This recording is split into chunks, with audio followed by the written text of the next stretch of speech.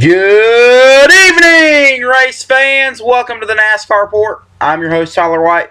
Thanks for joining us tonight as we take a look back at Ford Championship Weekend, beginning with the truck race on Friday night, the Ford EcoBoost 200. Darrell Wallace Jr., your winner Friday night. That's his fourth win this season. Congratulations, Darrell.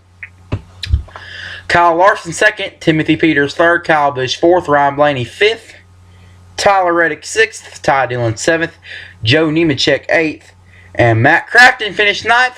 And ladies and gentlemen, he is your 2014 NASCAR Camping World Truck Series champion, becoming the first driver to ever win back-to-back championships for the NASCAR Camping World Truck Series, and also the fourth driver in the Truck Series to win multiple titles, joining Ron Hornaday, who has 4 championships, Jack Sprague, who has 3 championships, and Todd Bodine, who has 2 championships. So congratulations to Matt Crafton. Here's the final point standings. Ryan Blaney second. He had 1 win this season. He won over there in Canada.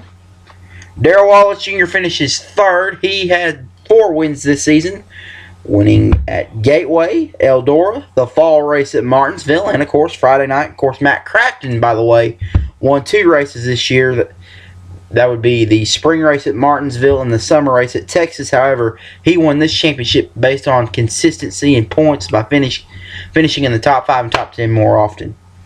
Johnny Sauter finishes 4th in the final point standings. He picked up his win at Michigan. Timothy Peters finishes 5th in the point standings. He picked up his win at Talladega. Herman Quiroga 6th, Joey Coulter 7th, Jeff Burton 8th, Ben Kennedy 9th, and Brian Silas 10th. Now, Matt Crafton, I believe he's on his way to writing his name in the history books for the Truck Series. When he first got here, everyone thought that he was not going to be a household name. But look at him now. I mean, he won the championship last year. When he won that championship, he started to become everyone's pick to win week in and week out. So I believe he'll be a serious threat, and he'll probably make it 3 in a row next year. That's my bold prediction. A look now at the nationwide race on Saturday night, the Ford EcoBoost 300. Matt Kenseth, your winner. Congratulations, Matt. Kyle Busch second, Kyle Larson third, Ryan Blaney 4th, Chris Buescher 5th, Regan Smith 6th, Ty Dillon 7th, Brad Keselowski 8th, Elliott Sadler 9th, and Brian Scott 10th. And ladies and gentlemen, your 2014 NASCAR Nationwide Series champion is Chase Elliott, becoming the youngest champion in all of NASCAR history and the first rookie in NASCAR history to ever win a championship. So congratulations to Chase. He had 3 wins this season, winning the night race at Texas, Darlington, and the night race at Chicago. He also won this championship based on consistency. Regan Smith finished second. He picked up his only win this season at the season opening race at Daytona. Elliott Sadler finishes third. He picked up his win at Talladega. Brian Scott 4th. Ty Dillon, who picked up his first career victory at Indianapolis, he will finish 5th. Trevor Bayne 6th. Chris Buescher picked up his first career victory at Mid-Ohio. He finishes 7th in the final point standings. Brendan Gaughan had 2 wins this season, getting his first career victory at Road America and then winning the fall race at Kentucky. He will finish 8th in the final point standings. Ryan Reed 9th and James Buescher 10th. Now, man, what an amazing season by Chase Elliott. No one picked him to win the championship. Everybody picked him to win Rookie of the Year, which he did, but no one picked him to win the championship. Even I didn't, but I mean, my only prediction that he was just going to win a road course and just finish top 10 final point standings. But wow. Nobody picked him to win the championship at the beginning of the year. So, impressive on his part. Now, he may run a few cup races next year. I think that would be good for him. And then I believe he'll be back next year and he'll be a serious threat to win it again. That's my bold prediction. And now look at last night's NASCAR Sprint Cup Series Championship race, the Ford EcoBoost 400. Kevin Harvick, your winner, and ladies and gentlemen, he is your 2014 NASCAR Sprint Cup Series champion, becoming the 3rd driver in NASCAR history to win both a Nationwide and Sprint Cup, joining Bobby Labonte and Brad Keselowski. Congratulations, Kevin. Here's a look now at the final point standings. Ryan Newman, who is the underdog heading into the chase with no wins, he will finish second to Kevin Harvick. Denny Hamlin, who picked up his only win this season in the spring race at Talladega, he will finish third. Joey Logano had 5 wins this season. He won the spring race at Texas, the spring race at Richmond, the night race at Bristol, the fall race at New Hampshire, and the fall race at Kansas. He will finish fourth. Brad Keselowski had the most wins this season. He won at Vegas. He won at Kentucky. He won the July race at New Hampshire. He won the fall race at Richmond. Won Chicago and won the fall race at Talladega. He will finish fifth. Jeff Gordon had a remarkable season this year. Picked up 4 victories. He won the night race at Kansas, the Brickyard 400 at Indy.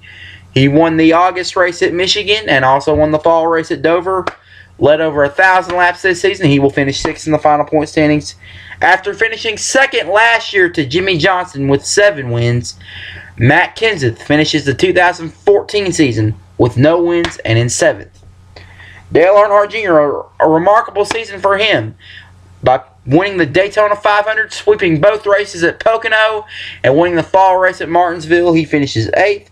Carl Edwards had 2 wins this season. He won the spring race at Bristol and won at Sonoma. He finishes 9th. This is his final season with Roush Fenway. Next year he's going over to Joe Gibbs. Kyle Busch, who won 7 truck races this year, only won 1 cup race. That was in California. He finished 10th. Jimmy Johnson, despite having 4 wins this season in the Coca-Cola 600, the June race at Dover, the June race at Michigan, and the fall race at Texas, this was his worst season ever as he finishes 11th in the final point standings. Kurt Busch, who picked up his only win this season in the spring race at Martinsville, he finishes 12th. AJ Allmendinger, who won at Watkins Glen in August, he finishes 13th. Greg Biffle, disappointing year, he finished 14th. Casey Kane, winner at Atlanta, finishes 15th. And Eric Almirola, who picked up his first career victory in the Coke Zero 400 at Daytona, he finishes 16th. What a great race Sunday night.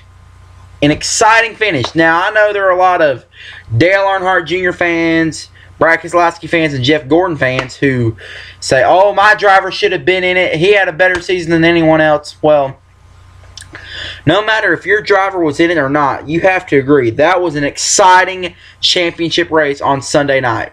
Truly one of the best championship races I've ever seen. And this was also the final race for ESPN, as next year Fox and NBC will take over, and the final race with Alan Bestwick up at the broadcast booth calling races. Next year he's going over to IndyCar. Alan Bestwick, great announcer. We wish him the very best of luck at IndyCar. Congratulations on an amazing career in NASCAR. What an incredible guy and an incredible announcer. He's a great announcer. Or he was a great announcer, I should say. Alright, that is our show tonight. Thank you for joining us. The NASCAR season is over, folks. Yes, it is. But we're going to do 4 shows in the off-season. We'll be back here next Friday to take a look at the top 5 most memorable races in the NASCAR Camping World Truck Series.